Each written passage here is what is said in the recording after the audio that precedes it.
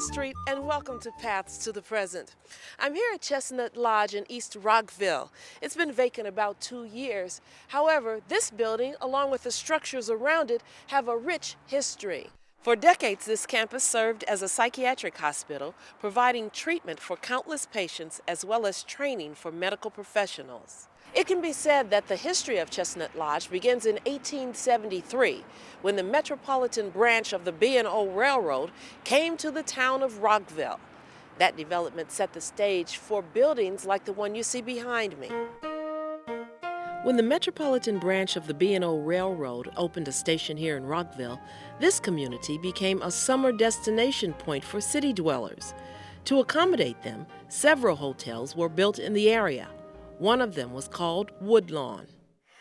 The Woodlawn Hotel was and still is a very grand hotel. In fact, it's the only one that's left of Rockville's hotels. And it was built around 1887 and took a while to get going, but by 1889, there are advertisements in the local papers, come out on the train and come out to these beautiful rolling hills above sea level and away from the mosquitoes of Washington in the summers, and we'll pick you up at the train station and bring you out here. And once you're out here, you'll be among the beautiful chestnut trees, and you could come into this gorgeous 4-story Second Empire-style mansard-roofed building and take a room here and spend a weekend, spend a couple of days, spend the entire summer, which people did, and it was only open in the summers or in the nice weather. And the advertisements talk about the amenities of electric lights and gas and water from artesian wells, which was fresh country water, and country vegetables around. And here you are out in the country and you're getting out of the big city, and you and your family are enjoying yourselves. But in less than 10 years, Rockville's resort boom was over, and the Woodlawn Hotel had to be sold. Ernest Bullard, a psychiatrist from Milwaukee, purchased the property in order to open up a psychiatric sanitarium. He renamed it Chestnut Lodge for the 125 chestnut trees that surrounded the main building at the time. The family came in 1908. They took a couple of years to set it up and set up all the medical issues that were related to it and so on, and change it from a hotel into a patient hospital. I understand that they opened with 2 patients and expanded that to some 20 patients by the 1920s. There were obviously wonderful places for the patients to roam, and that was part of the therapy. They probably during those early years changed from having outhouses to indoor plumbing. The Bullards lived in the hotel on the first floor when they first came, and then after a while, I'm not sure exactly when, but after a while they built a cottage right behind the hotel for the family, and they called it Little Lodge and lived there until 1935. So it was really one big family with the medical administrator and the physicians on staff and the patients. Ernest's only child, Dexter, took over the institution after his father's death in 1931. Over the years, he ran it with a tight fist, working closely with his wife. Dexter Sr. Married Ann Wilson from Kensington, and Ann came all the way from Kensington up to Rockville to live, and they had 4 children. They lived in Little Lodge for a while, and then they decided that they wanted to live a little bit farther away. It was becoming a little more professionally run, and there were more psychiatrists, more patients, and so on, so they moved to really what is the back farm to this property, fronting on Falls Road, a very old farmstead known as Rose Hill. The Bullards moved to Rose Hill in 1935. James is their second son and was 2 years old at the time. Because it was also an active working farm at that time with 12 to 15 milk cows, over 100 pigs, 400 chickens, it was a wonderful place to grow up because we had the farm life as well as the institution. I can remember cutting the alfalfa fields for 6 to 8 hours a day because they would put up over 80 tons of hay in the barn for the cows over the winter. I knew many of the patients by name as I was growing up, and things became more formal when I began working as an aide. I would work throughout high school. Every vacation in college, I would come back and work at the lodge. I learned years later that several of my babysitters, when my parents were tied up, were patients from Chestnut Lodge. I'm here in the parlor of the main building at Chestnut Lodge. Imagine, if you will, this being the lobby of a stylish hotel. In fact, Chestnut Lodge began as the Woodlawn Hotel in 1889. Dr. Ernest Bullard took over the property in 1910 and turned it into a psychiatric sanitarium. In the 1930s, his son Dexter Bullard further transformed it into a nationally prominent psychoanalytic hospital.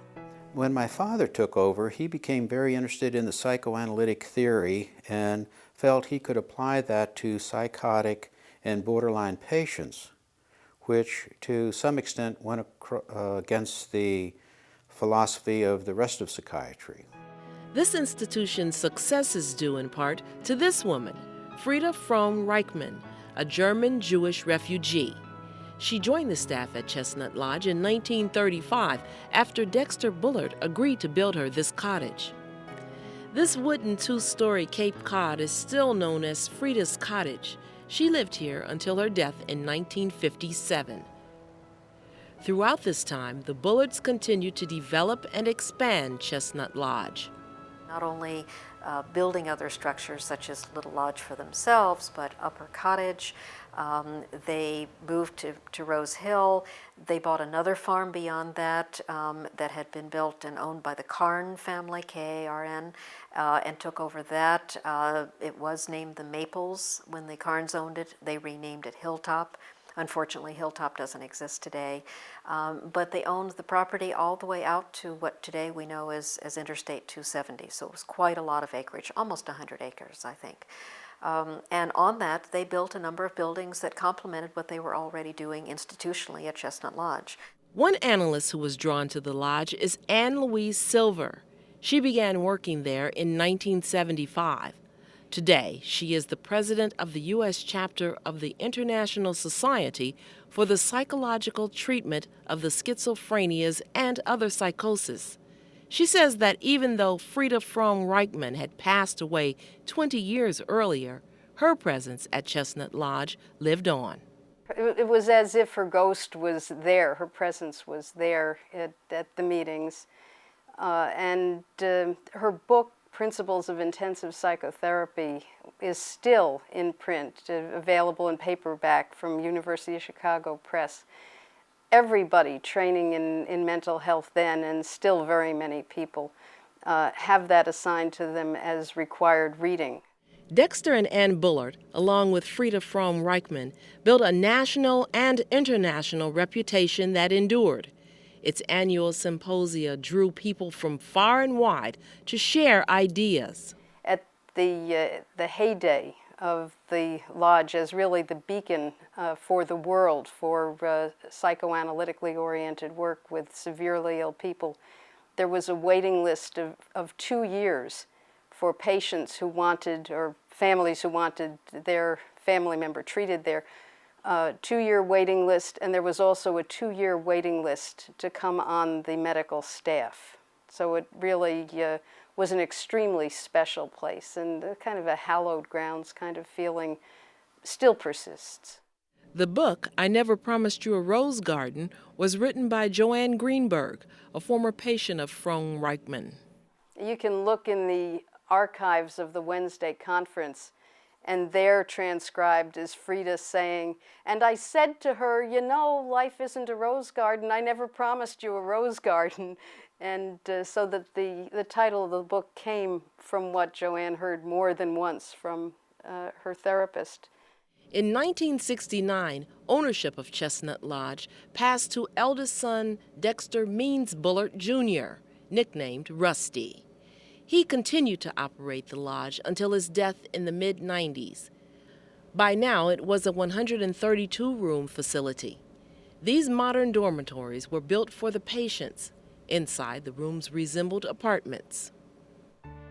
In 1997, the property was sold to CPC Health, who maintained it as a psychiatric facility.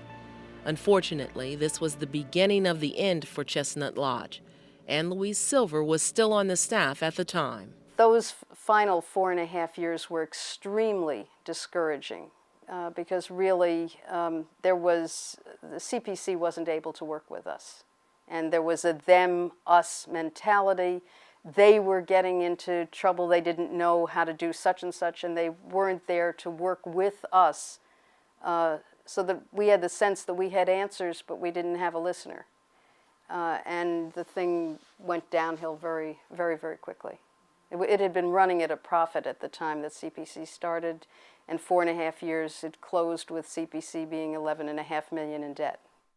After declaring bankruptcy, Chestnut Lodge was sold to the Washington Waldorf School in 2001.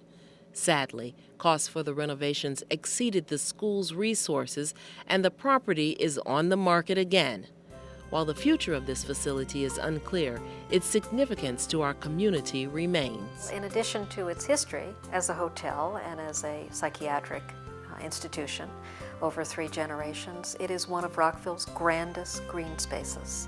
The majestic trees, the open lawns, the beautiful hotel, the historic buildings in the back, all of that together makes a wonderful entrance into Rockville. So, have you figured out this month's history mystery? A Civil War doctor used this bougie to measure the depth of a gunshot wound in order to learn the extent of the damage. Bougies were made in a variety of sizes for all types of wounds.